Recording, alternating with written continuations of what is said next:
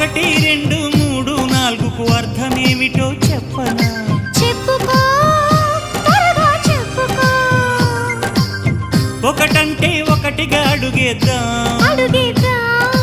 రెండంటే రెండు గుండెలను ముడిపెడదాం, మూడంటే మూడు ముళ్ళేసి ఆ తర్వాత నాలుగు కాలాల పాటు కలిసుందాం.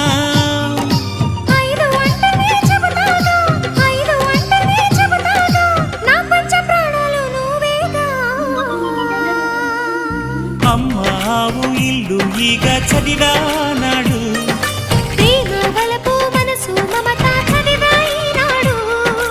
ఇంకా ఏదో చదవాలంటూ పెదవి కోరుతోంది.